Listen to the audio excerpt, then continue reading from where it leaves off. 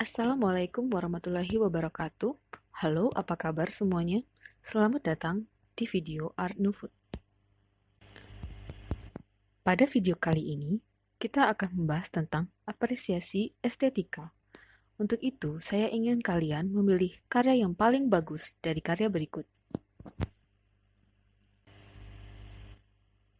Apa kalian sudah bisa memilih? Mungkin masing-masing kalian memiliki jawaban yang berbeda. Kira-kira kenapa ya? Sama halnya dengan pilihan musik, kalian tentu punya kesukaan tersendiri. Mungkin dari kalian ada yang suka musik klasik, atau musik elektronik, atau mungkin K-pop.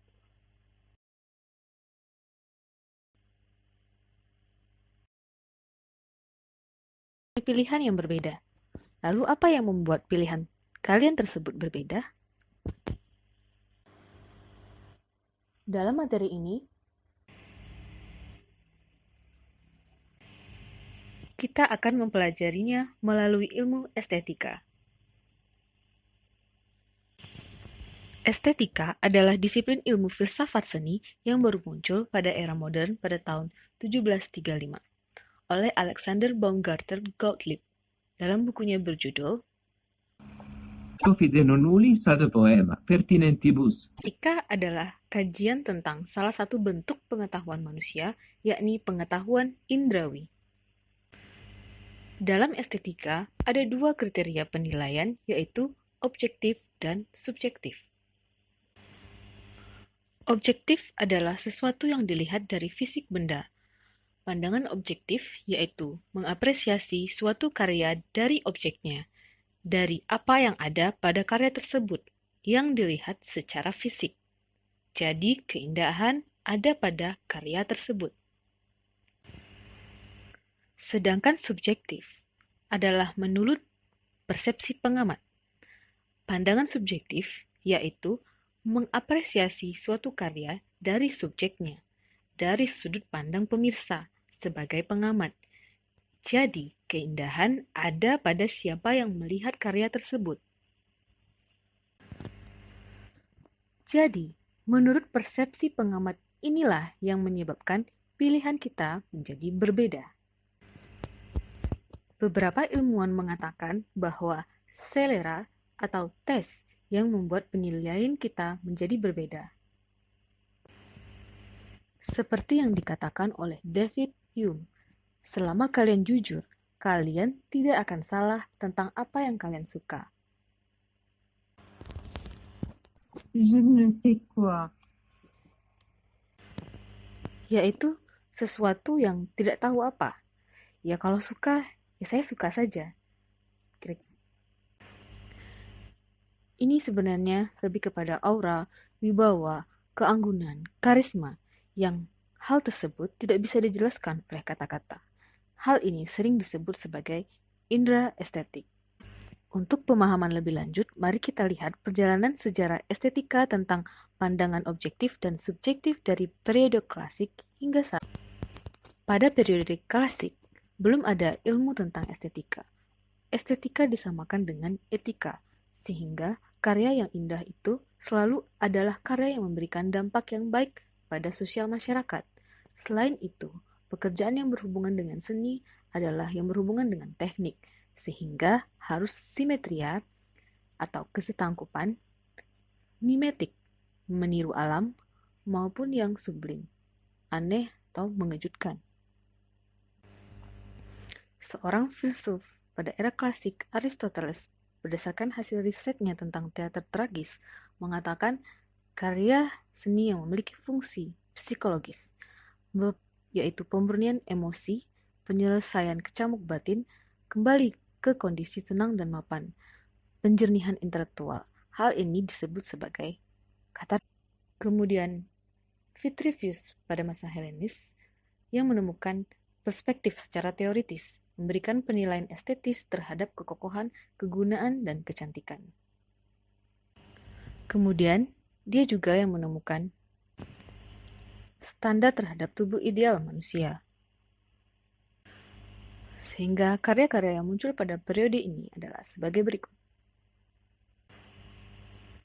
Pada masa klasik ini sebenarnya sudah ada pandangan tentang subjektif, yaitu tidak ada pengetahuan yang objektif. Protagoras mengatakan bahwa manusia merupakan ukuran dari segalanya, selera menentukan hakikat dan nilai benda. Lanjut ke periode abad pertengahan. Karena zaman ini dipengaruhi oleh agama sebagai kekuasaan yang mendominasi, maka sebenarnya tidak banyak karya yang muncul pada era ini. Tetapi ada beberapa kecenderungan dalam estetika yang berkembang pada era ini, yaitu mistis, pseudo-Dionysius, imajinasi, pengaruh ikonoklasisme yang tidak boleh menggambarkan Tuhan dalam wujud makhluk, sehingga banyak karya dengan perwujudan gambar Tuhan dalam bentuk cahaya, bangunan yang dibuat vertikal, tinggi, dan runcing ke atas hingga sebagai maksud untuk mencapai kedekatan dengan Tuhan. Thomas Aquinas yang mencoba menggabungkan perspektif agama dan ilmu pengetahuan, mengatakan bahwa keindahan adalah sesuatu yang menyenangkan. Keindahan identik dengan kebaikan. Namun pada periode ini, sebenarnya juga ada pengaruh dari ilmu Islam yang memberi kontribusi terhadap estetika visual pada abad pertengahan, yaitu Ibnu Al-Haytham sebagai yang membidani lahirnya teori perspektif pada era Renaissance tentang perbedaan ukuran objek aktual dengan objek visual sebagai efek pembiasan sinar dan pusat penglihatan. Kemudian ada Ibn Rus tentang estetika rasional, yaitu dari tatanan, proporsi, dan harmoni. Berikut contoh-contoh karya pada era abad pertengahan. Pada era Renaissance disebut sebagai era kebangkitan kembali atau pencerahan, karena kembali pada pencarian ilmu pengetahuan, sehingga banyak pengetahuan yang berkembang pada era ini. Kecenderungan karyanya yaitu representasi piktoral, metode seni, rasional empiris, proporsi, ideal, koheren, simetri, liberal. Leon Battista Alberti menemukan perspektif linear dari karyanya berjudul De Pictura, yang merupakan terusan dari Ibnu Al-Haytham pada abad pertengahan. Kemudian Leonardo da Vinci, Vitruvius Man, tentang proporsi ideal manusia, ilmu anatomi dan ergonomi yang berasal juga dari pada masa Helenis oleh Vitruvius. Karya-karya yang ada pada era Renaissance cenderung bersifat intelektual dan misterius, seperti mengandung banyak pengetahuan rahasia yang disembunyikan. Berikut merupakan contoh karya-karyanya.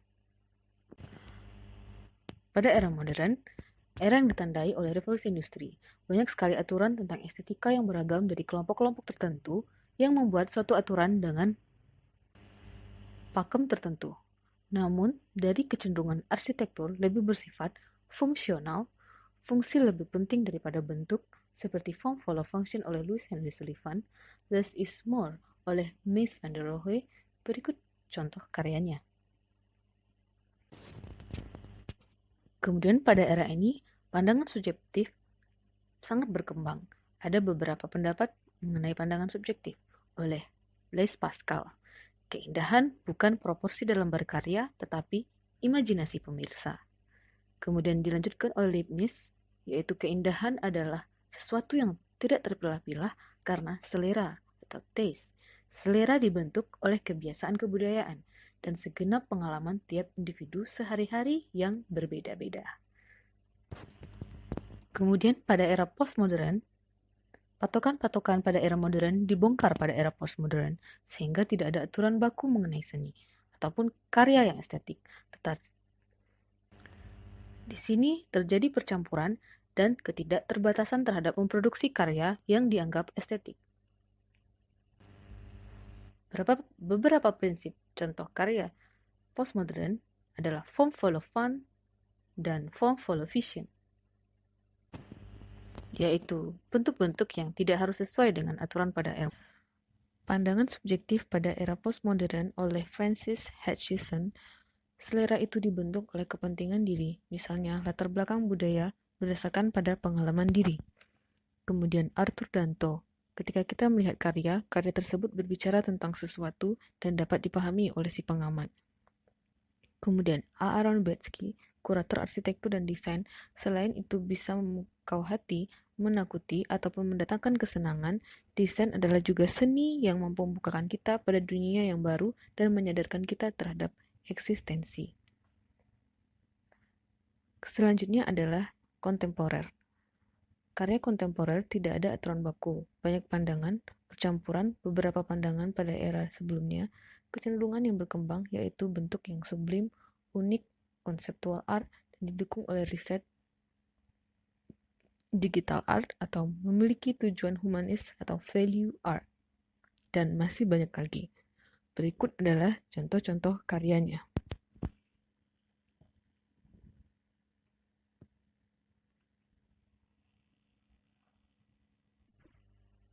Seperti yang telah dijelaskan tadi bahwa ada pandangan objektif. Pandangan objektif ini dikenal dengan nama estetika formal atau instrumental.